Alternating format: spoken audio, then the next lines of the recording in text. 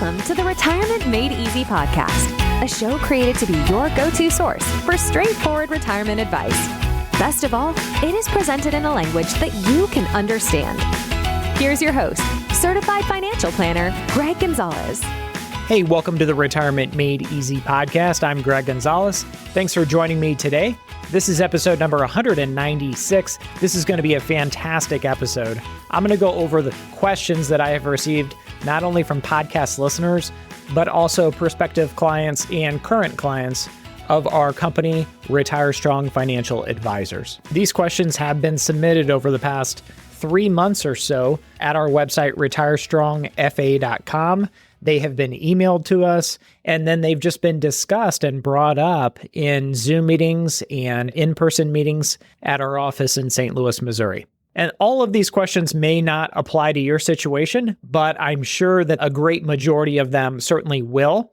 And these questions are all coming from people that are approaching retirement. And if these questions are on other people's minds, it's likely that they're on your mind too. So today's episode is going to be kind of different. It's going to be kind of a rapid fire of questions, and we're going to go through as many questions as we possibly can. But it's going to be fine. I have more questions than we have time for today. If you're a new listener, welcome to Retirement Made Easy. We keep this podcast in a language that you can understand. It's kind of like when I go to my doctor, if he starts talking about white blood cells and all the Latin terms that he learned in med school, it's going to go right over my head and do me no good.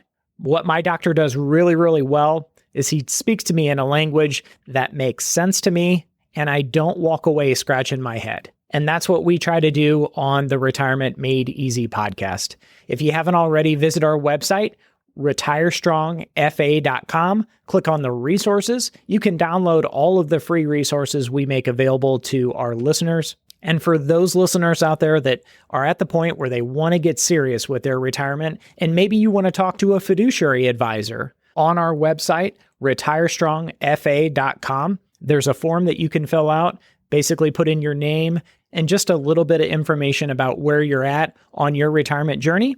And then we start the conversation that way. We reach out to you and schedule a time for a Zoom call. And if you want to drive to St. Louis, Missouri and meet us face to face, you certainly can. I joke that, we've got free parking and the best free coffee in town. But it's really been nice getting to know some of our Retirement Made Easy listeners. Some of them are local to St. Louis and others are across the country. And anymore, if you're used to using Teams or Zoom, it's just so convenient. You can hop on a Zoom call or Teams call, and it's like you're sitting right there. All right, let's jump into today's episode. We're going to get through as many listener questions as we possibly can. Now, most of these are listener questions submitted to us, or like I said, questions that have come up in Zoom or in-person meetings with prospective clients or current clients. And these questions, I've just kind of kept a journal along with Kyle and Cheryl in our office to say, gosh, that's something we should talk about on the podcast. So if your question, if it was you who asked it, thank you for asking it, because it's really, really going to help out so many other people who probably have that same question.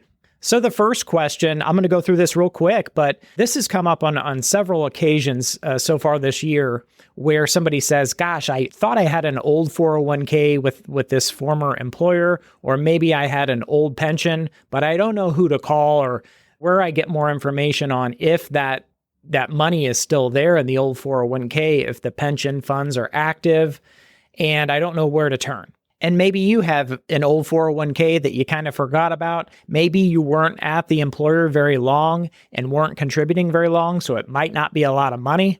Whatever the case is, there is now a new website. It's LostAndFound.dol.gov. And this came as a result of the Secure Act 2.0 back in 2022. And so basically now this is a retirement savings account directory. They are calling it a retirement savings lost and found database. And so when you go to that website, again, it's lostandfound.dol.gov, you will need your social security number, your first and last name, legal name, your date of birth, a mobile device, and the front and back of your driver's license. So the way they do this is they do it securely, so someone cannot, unless they have a copy of your driver's license and know your social security number, they cannot check this database on your behalf. Now, the other thing is, this is not for old IRAs or Roth IRAs. This is for defined contribution plans like 401ks, 403bs, or defined benefit plans, which are also known as pensions. So this is not an all-encompassing retirement account or retirement savings account database. It's just for employer-sponsored retirement plans that may have been lost. I am a big fan. I think this is a great idea. A lot of times Congress votes on things that I'm not a big fan of, but I think this LostAndFound.dol.gov is a great tool. It's a database where you can find old retirement plans that may have been neglected. It's been years ago. I remember this story. I'll always remember it. Actually, one of my first clients ever, a gentleman that worked several years for AT&T, and he was telling me how many years that he was there, and he said, I don't think I have a 401k, and I said, well, you may not, but it's worth a phone call because you're going to have a pension. And the guy said, I don't want to waste your time. For them to tell us, no, you don't have anything. I don't want to waste your time. And so I really quickly just Googled right there in front of him the phone number. We've had several clients retire from AT&T, so we're used to this kind of stuff. And we called up there together, gave the representative his information, and they said, oh yeah, you've got this pension plan here. And the lump sum value on it, if I remember correctly, it was over $100,000. So it was not a small amount of money. And he thought he had nothing. So he said, man, that was like winning the lottery. And that guy has been a long-term client, as you can imagine. I was fairly certain that he would have some money there with that pension plan. But the worst thing they can do is tell us, no, you don't. It was already rolled over or cashed out. So that was worth a phone call. But nowadays, we could have just gone to this LostAndFound.dol.gov, and we wouldn't even have had to make the phone call. Okay, the next question was in regards to taking a required minimum distribution when you're 73 years old and working. Now, if you're 73, you're working, whether it's part-time or full-time, if you have IRAs, you do have to take a required minimum distribution. Now, there is a strategy for you to delay that first year's required minimum distribution until April 1st of the following year when you're 74, when you turn 74, and thereby you would actually have to take 2 required minimum distributions that next year. But that's the only way out of it. But then again, the rules are different, IRAs to 401ks. They're totally different animals.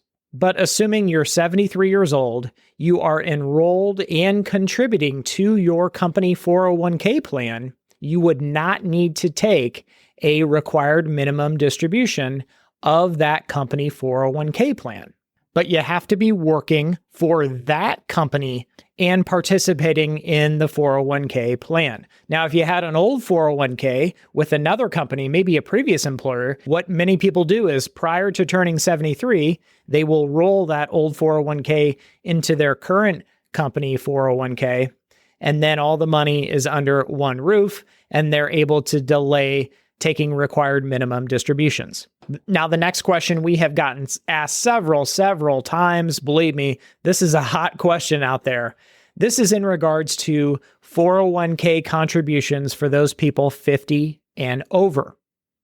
So if you're 50 and over, well, let's start if you're under 50, the maximum contribution is the standard employee deferral limit, meaning what you can contribute if you're under 50 is $23,500 per year into your 401k, 403b, whatever it is. Now, once you turn 50, they allow you a standard catch-up, which is an additional $7,500 per year.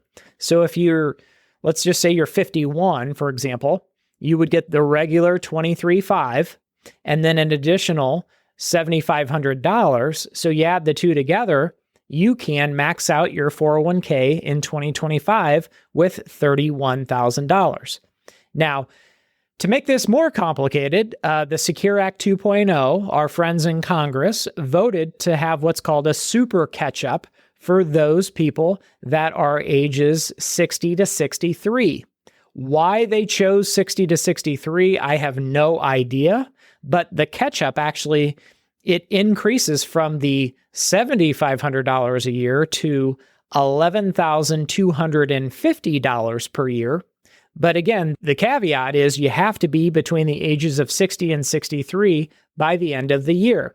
This is where it gets interesting because several Retirement Made Easy listeners have reached out and said, hey, that's not the way our 401k works. They're telling me I can't contribute that super catch-up of the $11,250, and I'm in between the ages of 60 and 63. What happened here is Congress went ahead and made the super catch-up rule, and it, basically giving you an extra $3,750 per year that you can contribute to your 401k, but they didn't give the 401k providers and administrators enough time to get things trued up. So a lot of these 401k providers and payroll companies are not up to speed yet on it.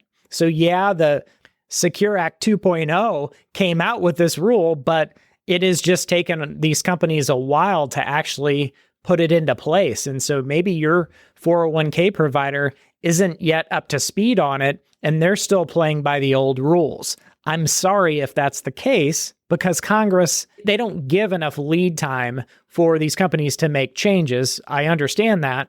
So keep in mind, you want to check with your 401k provider before you assume that, you're going to be eligible for the super catch-up because maybe your 401k provider is not up to speed on this. They haven't made the necessary updates to their systems. All right, switching gears to Social Security. And we have done some workshops here in St. Louis this year, several, on Social Security planning. And the questions seem to be endless. They are some fantastic questions that people come up with about their unique situation. So I have about 4 Social Security questions that have come up over and over again. So let me jump right into them. So the first question is, if my ex-husband passes away, do I get an increase to my Social Security benefit? Fantastic question. So my first question back to you is, were you married to your ex-spouse for at least 10 years or longer? If the answer is yes, and you have not remarried before 60, then the answer would be maybe. You might get what's called a survivor benefit if your ex-spouse's Social Security benefit was higher than yours. If that happened, if there was a death, you would want to contact Social Security and speak with them. They will probably need your information, your marriage certificate, divorce decree, all the information that you would expect, and they will calculate to see, okay, what's your survivor benefit going to be in the fact that your ex-spouse who you were married to greater than 10 years did pass away. There have been several occasions where we've worked with clients, prospective clients, and just listeners of the podcast that were in the same boat, and the survivor benefit they received was a nice pay raise from the Social Security benefit on their own earnings record. The next question is in regards to correcting earnings records. So when you print your Social Security statement or you're viewing it online, you'll notice all of your previous years of earnings. And if you notice an error, for example, this listener said that there were several years where the earnings were not reported correctly or at all, there were goose eggs. And typically maybe an employer incorrectly reported the earnings to Social Security. That needs to be fixed because your Social Security benefit is based on your best 35 working years, and it's indexed with inflation, of course. But the statute of limitations, which means the amount of time that you have to go back to Social Security and correct an earnings record, is 3 years, 3 months, and 15 days after the year in which the wages were paid. Now, there's some exceptions to that, but hey, you got about 3 years, a little over 3 years to go back and get that corrected. And if you're paying into Social Security and you did for all those years, you might want to, verify that, hey, the amount that you paid in is accurate and it, measures up to what they're reporting on your Social Security benefit statement. And if you see a discrepancy, then you need to contact Social Security. Along with that, so the next question was from a listener. Well, this has been from a listener. Actually, someone at our Social Security workshop asked this. If you are collecting Social Security and you're still working and paying into Social Security, will that impact your benefit at all? It will only positively impact your benefit. The fact that you're working and paying into Social Security, even though you're collecting your benefit, what they'll do is they'll look at your earnings history and the best 35 years indexed with inflation. And if that happens to be one of the highest 35 in January, or whenever that earnings is reported, you'll typically see a bump up in your Social Security check because now Social Security recalculates things and they say, okay, this person does get a subtle raise here. Now, what I'm not talking about here is for the people that are under full retirement age, collecting their Social Security benefit and working and earning more than the limit, the $23,400 limit. Again, you want to be careful there. You need to speak with your financial planner to make sure you're making the right decisions. Because if you go above that earnings limit, it could reduce your Social Security check. Now, the next question, and we've had this several times. What if I get an inheritance and maybe I get mom and dad's IRA and I'm going to be taking income from those, and I find myself in a situation where I don't really need the Social Security income anymore? Is there anything I can do? Is there any strategy that's on the table? If you're past your full retirement age and you're collecting your Social Security benefit, you can actually file a voluntary suspension. And what that would do is that would allow you to receive deferral credits for every month that you waited to re-engage or turn back on your Social Security benefit. And what that would do, that might help you tax-wise because you wouldn't have that Social Security income coming in. And also, you would get those deferral credits. So whenever you go to turn it back on, it's going to be a bigger amount. So that's a really, really good question that several people have had. The next question in regards to inheriting mom or dad's IRA, wherever the funds are held, whether it's with a trust company, whether it's at Fidelity or Schwab or Vanguard or LPL or Morgan Stanley or Wells Fargo or wherever it is, wherever mom or dad had it, maybe it was a local bank that they had an IRA or Roth IRA, you don't have to keep it there. You can transfer it to any custodian that you wish. Now, it might be a little bit of paperwork, but you'll need the appropriate documentation like a death certificate. You may need to provide some form of ID like a driver's license or a passport, but once it's in your name and it's what's called a beneficiary IRA, some firms will let you just outright transfer it to another firm, and other firms will require that you open up a beneficiary IRA with them.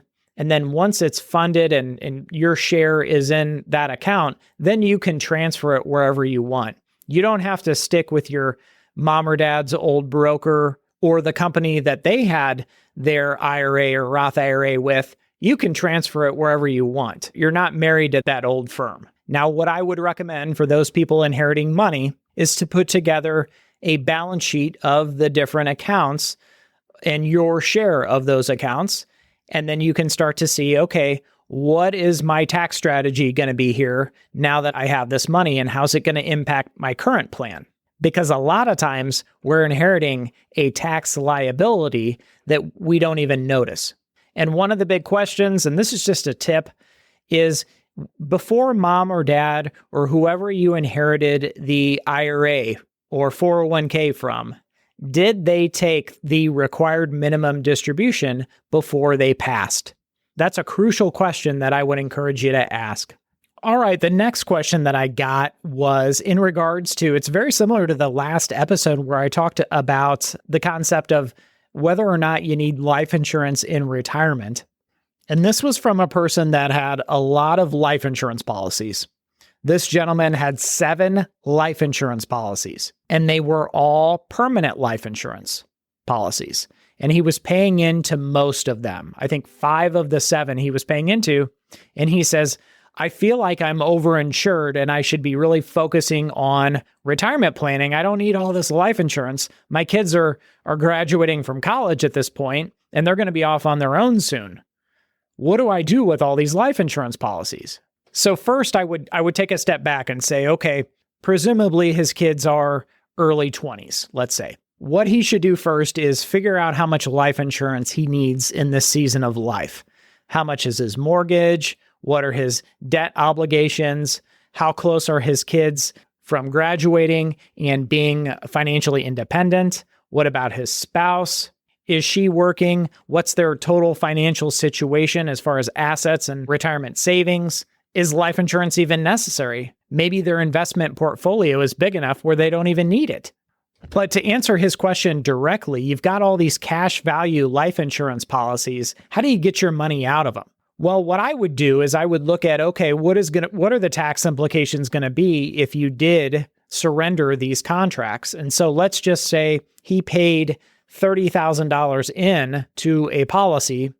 We're going to say it's a permanent life, like a whole life, universal life, variable universal life.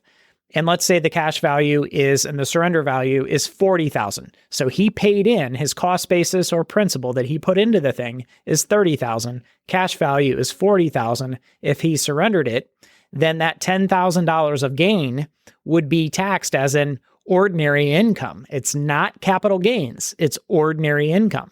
And again, I'm assuming he's older than 59 and a half, because if you're younger than 59 and a half, you could have a 10% penalty. And then his other option is he could do what's called a 1035 exchange, and he could transfer that into some type of other investment product where he could defer those gains and the full $30,000 would transfer over. So we see this over and over again. There's people that are nearing retirement. They have these old policies that are really, really not needed or necessary, and they're not working for them like they could be if they were placed in another type of account. And certainly there's tax advantages to other types of accounts, because when you cash out permanent life insurance, it's taxed as ordinary income, not capital gains. So that's a conversation you want to have with your fiduciary financial planner if you have these permanent life insurance policies and you don't know, hey, do I really need them? And are they as useful in this stage of life? An example of this is, my wife is looking at all these minivans because we've got really young kids.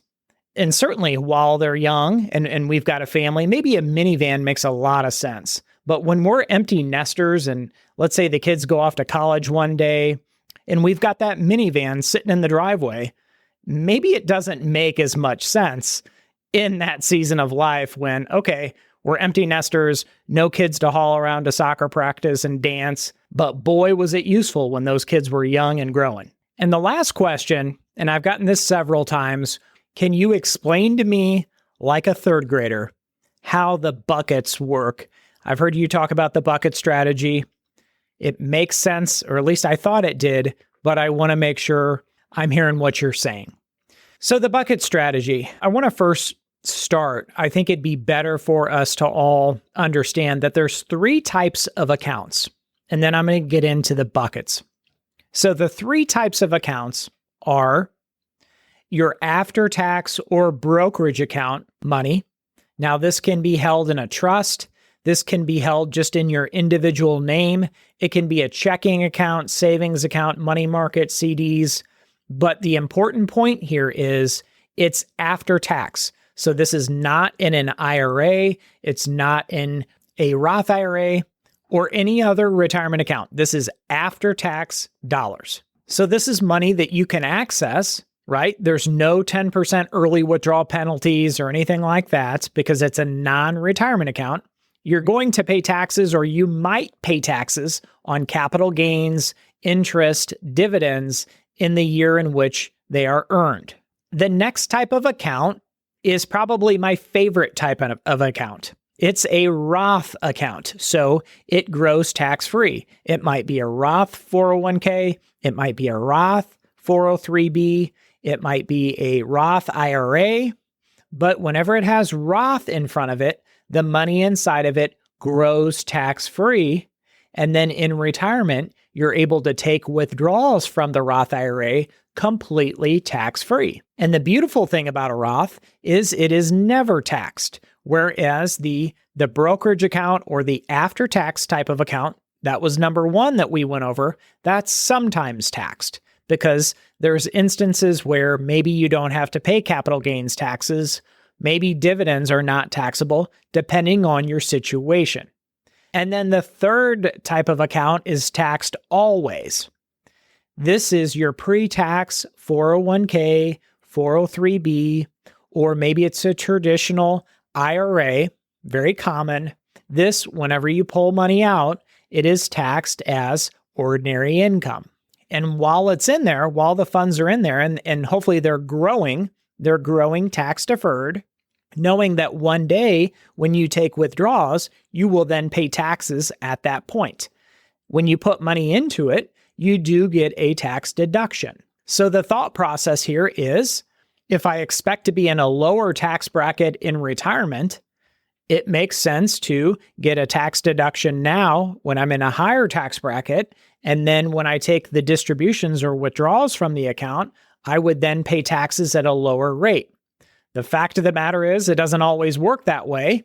And all of the growth in that account is all tax deferred. So at some point when you take withdrawals, then you're going to pay taxes on the growth as well as ordinary income.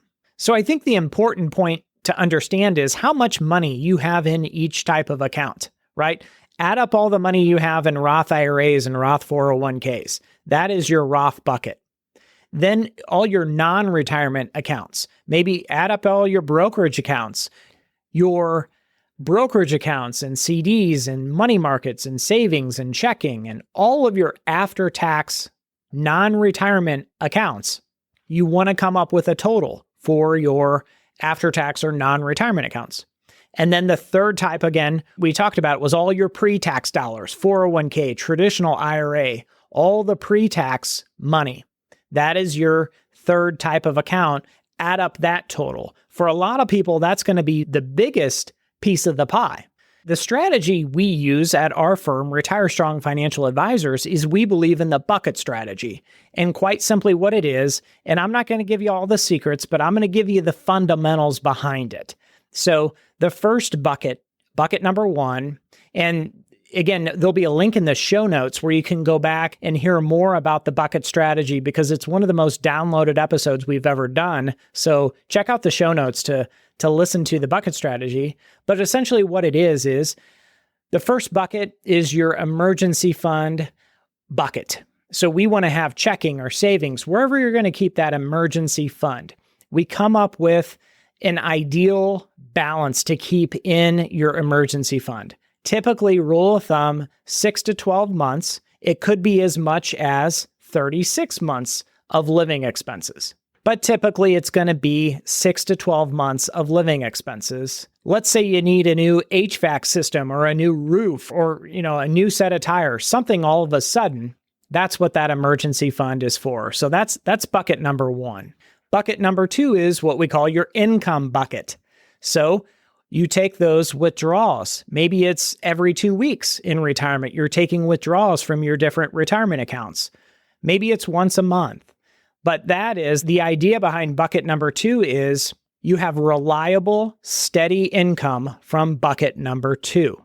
And its purpose, the job of bucket number two is to produce that income, whether it's an interest or dividends or however you decide with your fiduciary financial planner to invest and put those funds to work. And then bucket number three is what we call your growth bucket. So the idea here is every year, everything you buy costs more in retirement. That's called the cost of living or inflation. And we know that down the road, we're going to need to pull more money from bucket number two, and we can shift funds from bucket number three to bucket number two and enhance the income that we're receiving. We also know that we need bucket number three since we're not depending on it for current income. We can take more risk with it. We can go for more long-term growth. So it's kind of a more long-term growth orientation. It has a different job. So we have your emergency fund bucket, we have your income bucket, which is number 2, and then we have your growth bucket, which is bucket number 3, but you're not done yet, remember? So we have to determine how much of the different types of accounts. We have 3 types of accounts. Which account do we put in each bucket?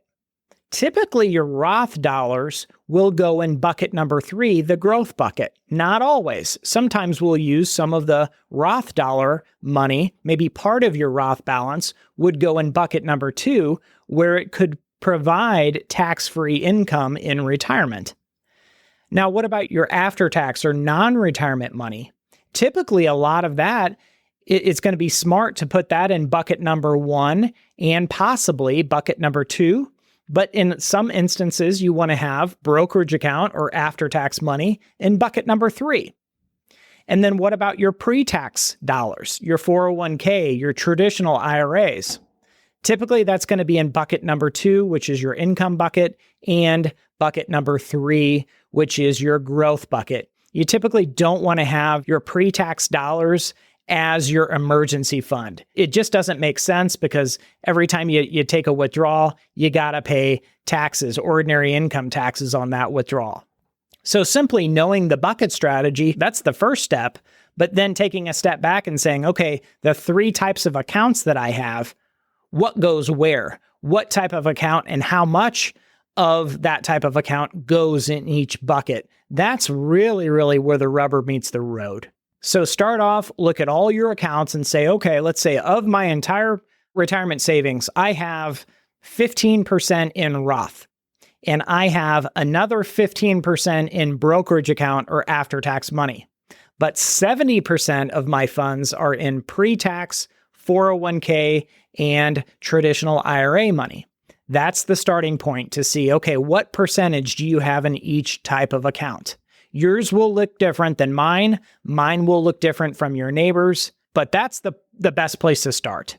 I hope this episode of the Retirement Made Easy podcast has been helpful. Keep sending your questions in. Go to retirestrongfa.com. And if you want to speak with our team of fiduciary advisors, fill out the form and we'll get a hold of you that way. I'll see you next time. And remember, always dream big. Content in this material is for general information only and not intended to provide specific advice or recommendations for any individual. The content in this material does not necessarily reflect the views of LPL Financial.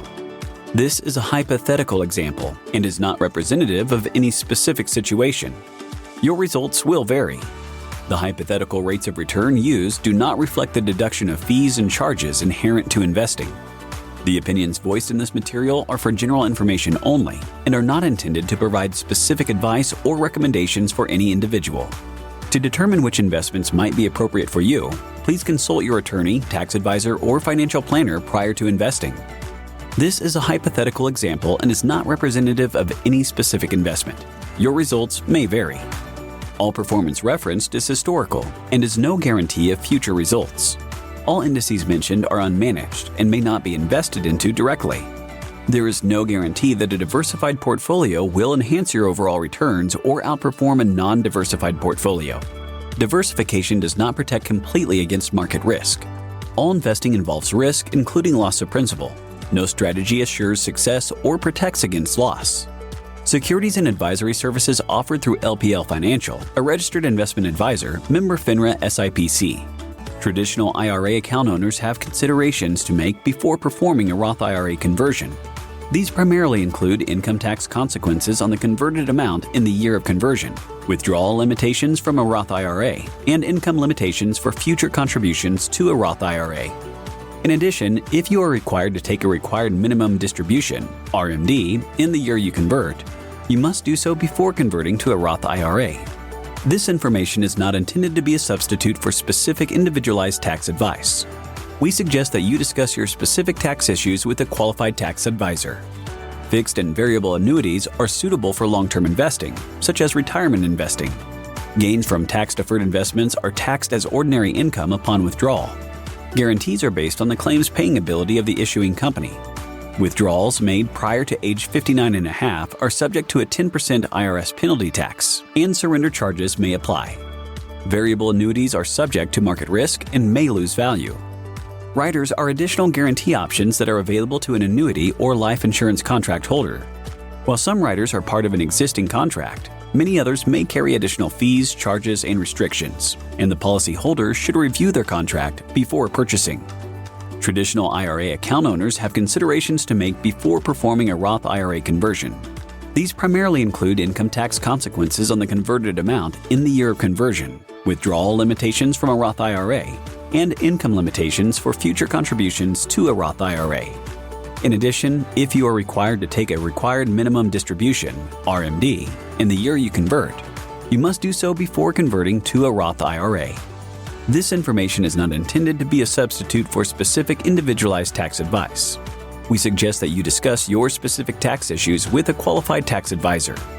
Retire Strong Financial Advisors and LPL Financial are not endorsed by or affiliated with the United States Social Security Administration or any government agency. Retire Strong Financial Advisors and LPL Financial are not endorsed by or affiliated with the U.S. Centers for Medicare and Medicaid Services or any government agency. Thank you for listening to the show today. Check us out at our website, retirementmadeeasypodcast.com. And if you want some help from Greg, submit your questions at the bottom of the page or sign up for a 30-minute retirement coaching session with Greg. We'll see you next week.